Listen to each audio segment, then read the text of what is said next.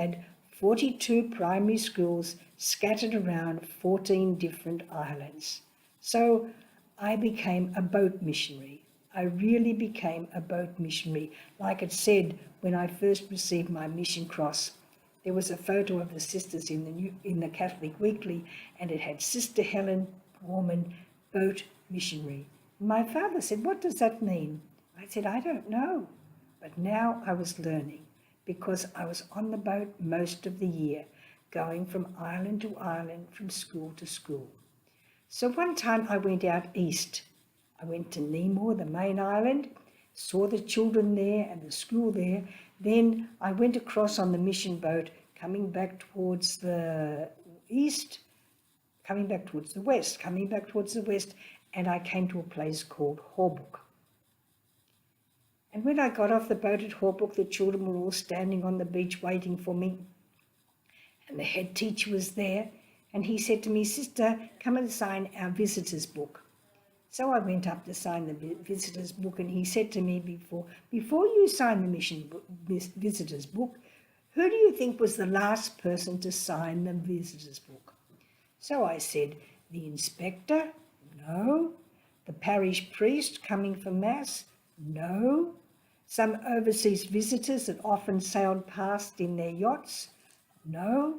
It wasn't any of those. So I said, who? He said, have a look and see. And when I looked, the last person who had signed the book was myself the year before. So these teachers, these schools are very isolated. They don't get many visitors. I was their only visitor in 12 months. So I stayed there for 2 or 3 days, visiting the classes, having a workshop with the teachers at the end of it. And then I had to go across from Horbuk to Maho, just across a stretch of water. It wasn't even a bay, I suppose it was a passageway between the two islands. So the mission boat had to go back. As soon as it dropped me off, it went back to Nemor, because Father had to do his patrol. The nurses had to do their medical patrols. So the boys said to me, "Don't worry, sister, we'll get the village people and they'll bring a canoe." I said, "All right." So the village boys came the next morning with a canoe that I hadn't seen so big before.